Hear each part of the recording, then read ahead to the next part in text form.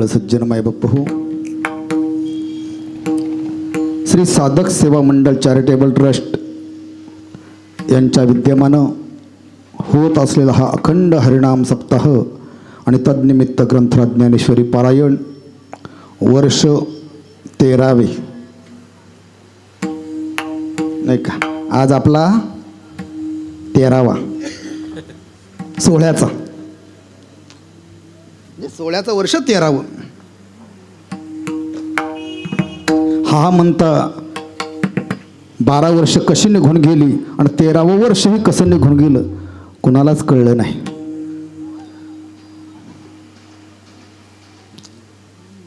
संकल्पना माझ्या गणेश दादाची हरिभक्तपरायण वैकुंठवासी गणेश महाराज भोईर यांच्या संकल्पनेनं हा सप्ताहाचा प्रारंभ झाला. काही नवीन माणसं असतील त्यांना कदाचित माहिती नसेल. ज्या वेळेला मी आणि गणेशदादा माझ्यासोबत वृंदावनमध्ये आमचा पारायण सोहळा होता आणि गणेशदादाला मी तिथं सोबत घेऊन जिथं मी जायचो तिथं माझे स्टेपनी म्हणून गणेशदादा सोबत असायचे. कनिष्ठावंत शिष्य म्हणजे गणेशदादा.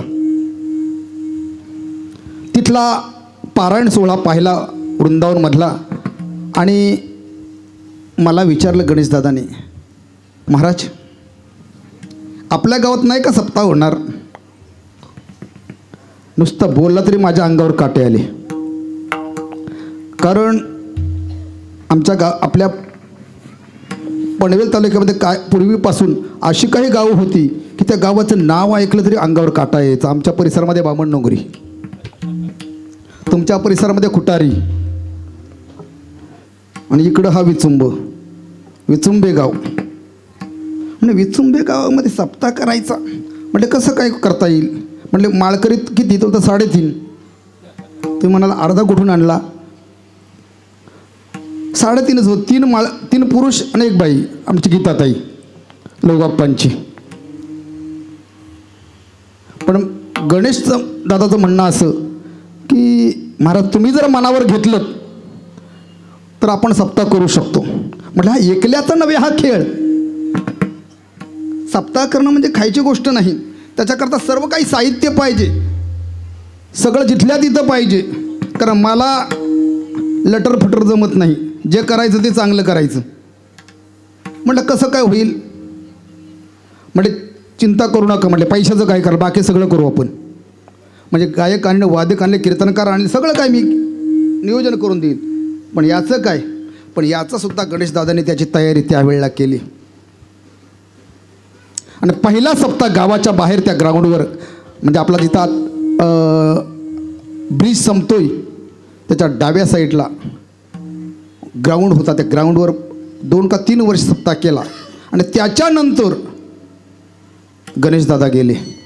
आणि गणेशदादा गेल्यानंतर मग संपूर्ण सप्ताहाची धुरा हरिभक्तपरायण आमचे मेघनाथ महाराज यांच्या खांद्यावर आम्ही टाकली. कारण त्यावेळेला मेघनाथ माळकरी पण नव्हता. म्हटलं मेघनाथ आता तुला माळ घालावी लागेल. का? कारण याच्यापुढे हे तुला सांभाळायचं आहे. आणि मग ती धुरा मेघनाथच्या खांद्यावर दिल्यानंतर गणेशदादाचा भाऊ श्रीधर, आमचे मनोहर शेठ,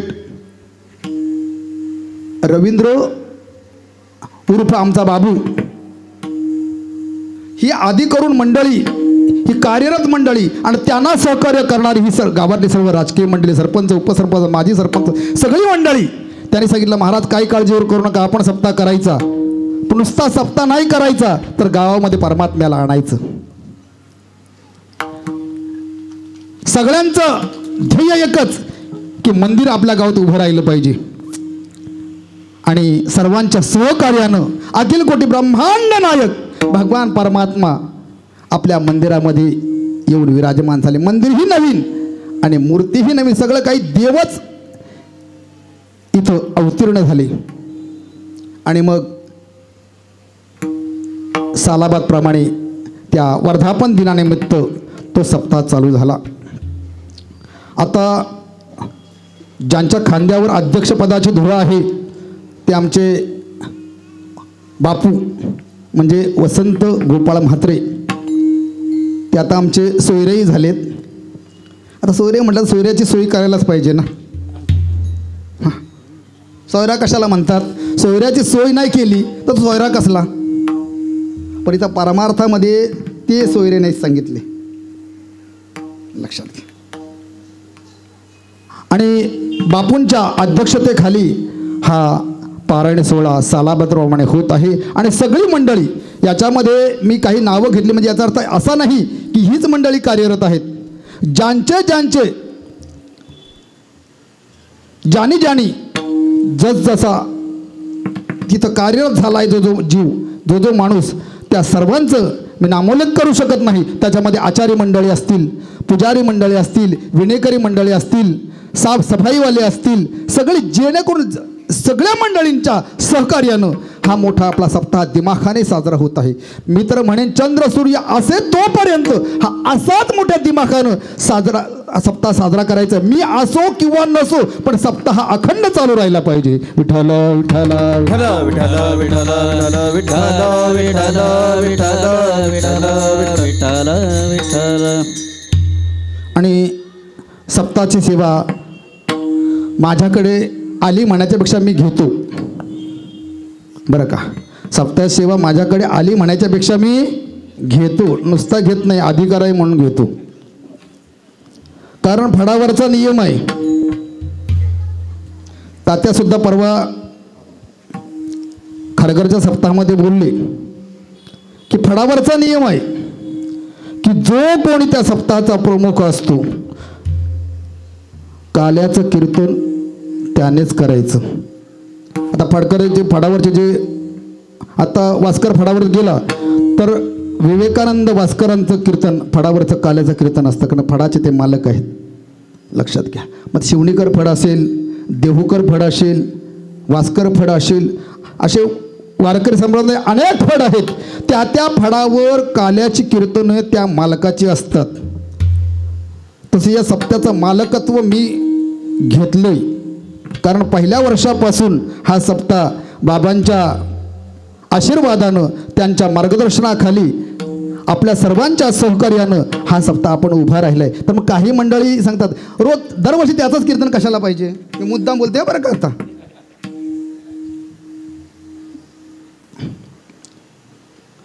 काल्याचं कीर्तन म्हटलं तर बुवा दुसरं सांगणार काय. एक जण बोलला होता, ते काय नुसतं कृष्णाचंच सांगतात. आता कृष्णाचं न सांगू नको, मग रामाचं सांगू का. तर काल्याच्या कीर्तनामध्ये कृष्णाचीच लीला वर्णन करायची असते, हे जर माहिती नसेल त्यांनी बोलू नये. कारण संप्रदायाचे काही दंडक आहेत, नियम आहेत. त्या नियमाप्रमाणे त्या कीर्तनकाराला त्या सेवेमध्ये तसं वागावंच लागतं, लक्षात घ्या. म्हणून ही सेवा माझ्याकडे आलेली आहे. आणि मेघनाथ, मी सर्वांच्या साक्षीनं आता सांगतोय, ही माझी काल्याची शेवटची सेवा. मध्ये कधीतरी मी सेवा करीन, दुसरी तिसरी जागर, पुढच्या वर्षी कुणालाही काला द्या, पण माझं काही म्हणणं असणार नाही. कुणीही काला करू दे, फक्त काला करू नका म्हणजे झाला. विठ्ठल विठ्ठल विठ्ठल विठ्ठल विठ्ठल विठ्ठल विठ्ठल विठ्ठल विठ्ठल विठ्ठल. आजचं कीर्तन याला दुसऱ्या भाषेमध्ये प्रसादाचं कीर्तन म्हणतात. आजचं कीर्तन प्रसादाचं कीर्तन आहे. भानुदास किती गात प्रसाद देतो पंढरीनाथ. आज सर्वांना प्रसाद मिळणार आहे. व्यावहारिक भाषेमध्ये असं म्हटलं जातं, आजचा पगाराचा दिवस. व्यवहाराच्या भाषेमध्ये काय म्हटलं जातं, आजचा पगाराचा दिवस आहे. कारण महिनाभर काम केल्यानंतर शेवटच्या दिवशी त्याचा हिशोब होतो आणि 1 तारखेला त्याच्या हातात पगार मिळतो. पण काही बिलंदर असे असतात, महिनाभर कंपनीमध्ये कामाला येणार नाहीत, पण पगाराच्या दिवशी मात्र सर्वांच्या पुढे येऊन बसतात.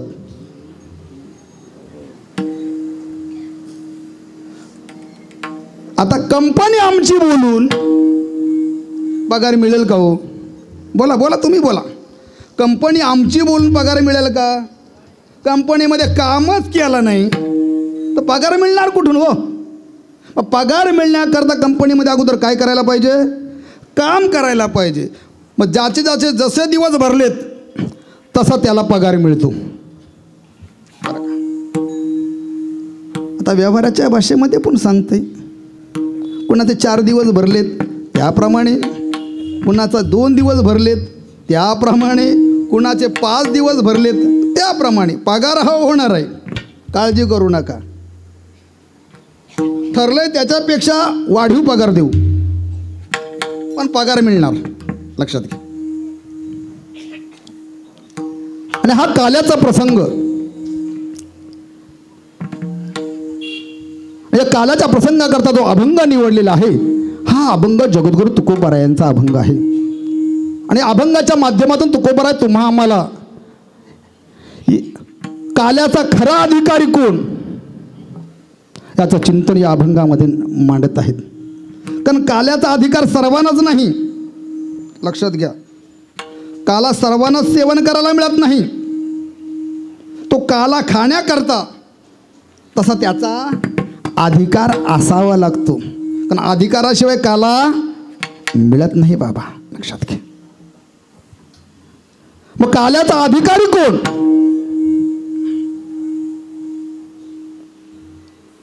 की जो सर्व संग परित्याग ज्याचा झालेला आहे, लक्षात घ्या. ज्याचा सर्व संग परित्याग झालेला आहे. राहू दे राहू दे राहू दे, तोच खरा काल्याचा अधिकारी असतो.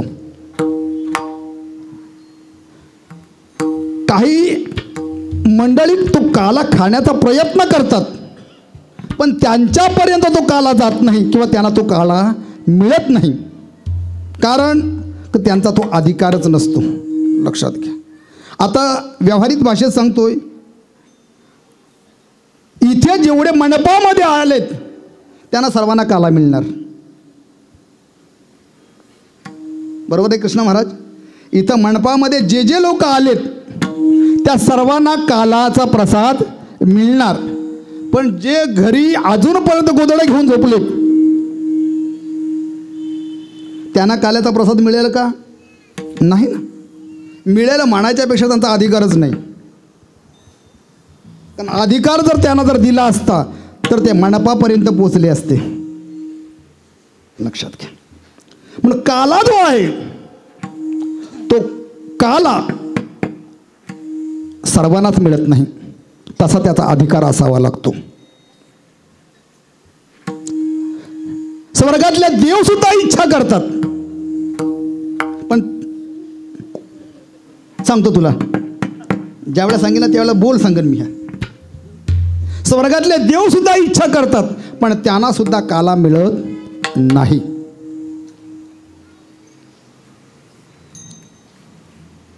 मग काला कुठे मिळतो हो? तर काला हा मृत्यूलोकामध्ये मिळत असतो. काला कुठे मिळतो? मृत्यूलोकामध्ये काला मिळतो. मग मृत्यूलोकामध्ये आलेल्या सर्वांनाच काला मिळतो का? किंवा सर्वच मृत्यूलोकामध्ये येऊन तो काल्याचा प्रसाद ग्रहण करतात का? मग मृत्यूलोकामध्ये कोण कोण येतात? तर मृत्यूलोकामध्ये देव येतो, मृत्यूलोकामध्ये सर्वसामान्य जीव येतात आणि मृत्यूलोकामध्ये संत येत असतात. वेगळ्या भाषेत आणावा लागतो तो देव, यावंच लागतं ते जीव, आणि येत असतात ते संत. आणावा लागतो तो देव, देवाला आणावा लागतो. आता इथं आपल्या मंदिरामध्ये देव आला का विचुंबेकरांनी आणला?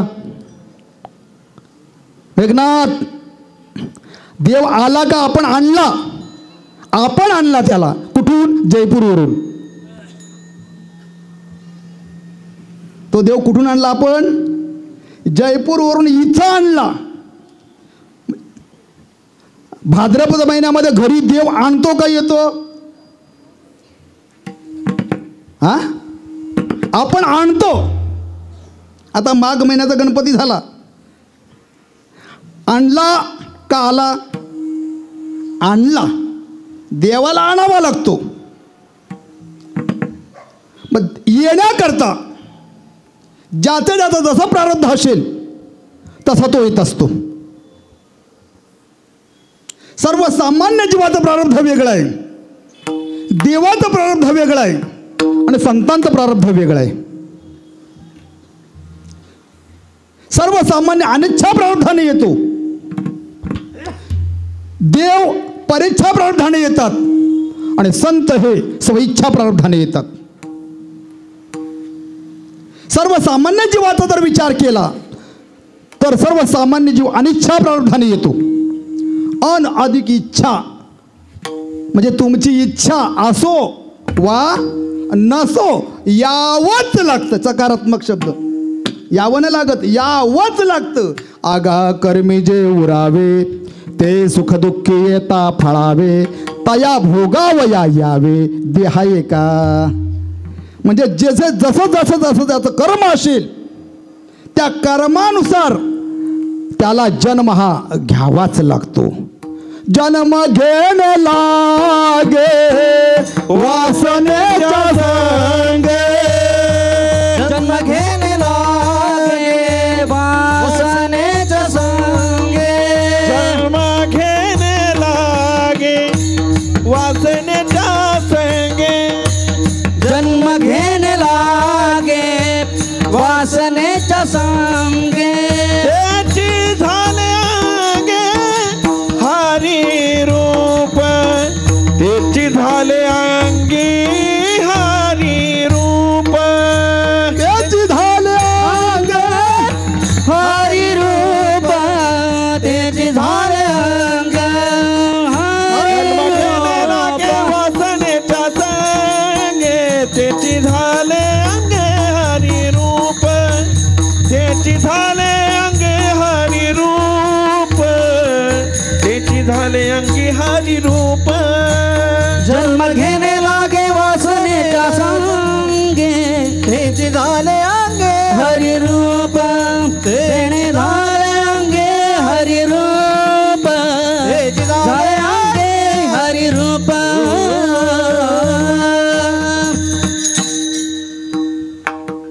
जन्माला कारण काय आहे तर वासना.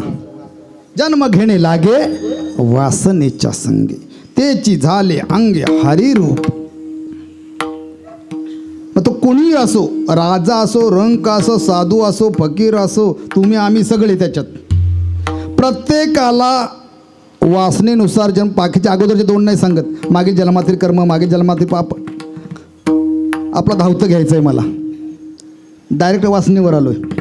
जन्म घेणे लागे वासनेच्या संगे, जशी ज्याची वासना असेल अंतकाळाला तसा त्याला जन्म मिळतो. जड भरत राजा हरणी गर्भा गेला आणि घाला तो घातला वासनेने. ज्या हिंदुस्थान देशाला भारत हे नाव पडलं तो जड भरत राजा सर्व भोगांचा त्याग केला. देवासाठी घेऊन भोग अवघा, देवासाठी घेऊन जोग अवघा भोग त्याची गेला. सर्व भोगांचा त्याग करून वनामध्ये गेला. शेवटी केली काशी.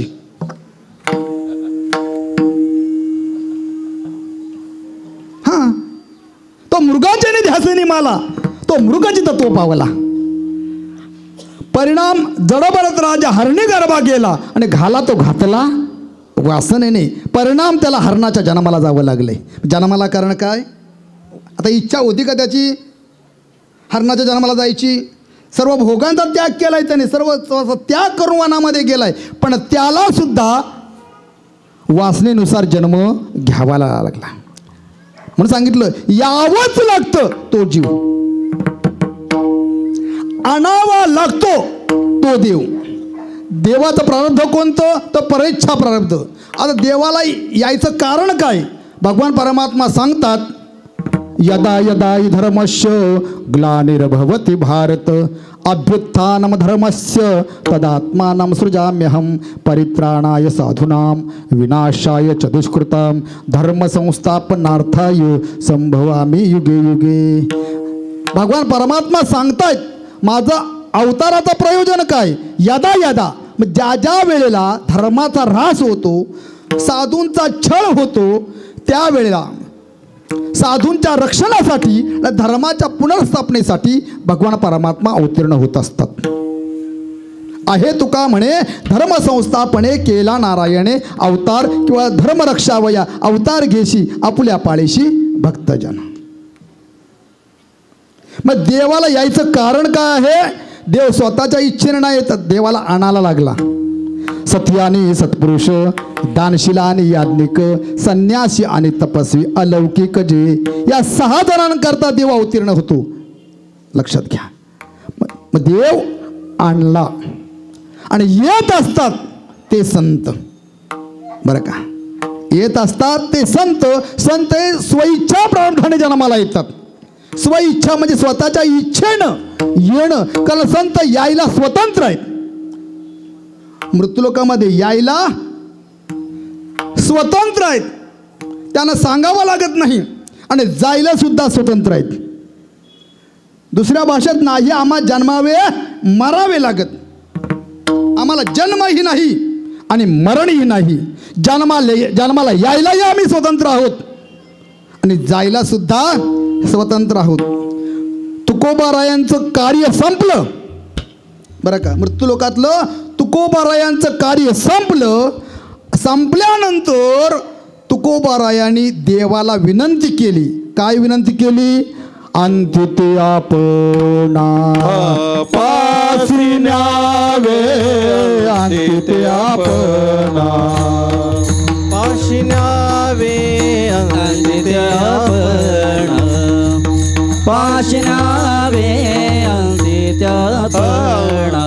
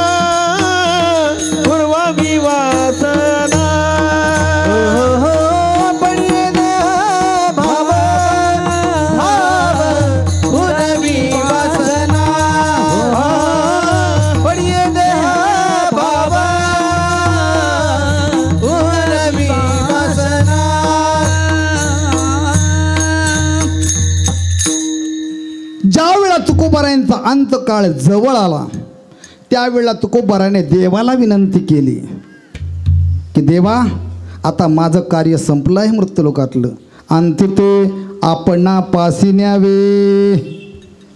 देवाला त्यांनी बोलावलं. म्हणजे कधी? ज्यावेळेला त्यांची इच्छा झाली आता मृत्यूलोक सोडायचं. म्हणजे आपलं इथून पुनर्गमन करण्याकरता, म्हणजे पुन्हा तिकडे जाण्याकरता, वैकुंठात जाण्याकरता ते स्वतंत्र आहेत. आणि वैकुंठातून येण्याकरता सुद्धा ते स्वतंत्र आहेत. आणि स्वतंत्र आहेत म्हणून ते पुन्हा पुन्हा सांगतात. काय सांगतात? अभंगाचं पहिलं चरण. उपजोनिया उपजोनिया पुढती येवो पुढती येवो उपजोनिया उपजोनिया उपजोनिया पुढती येवो उपजोनिया उपजोनिया उपजोनिया पुढती येवो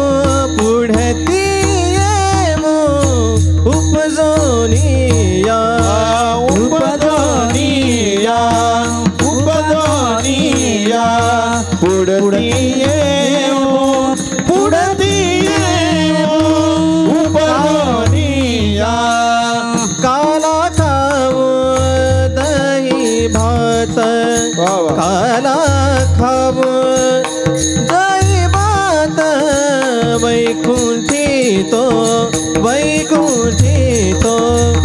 ऐसे नाही वैकुंठी तो काला खाऊ दही भात काला खाऊ दही भात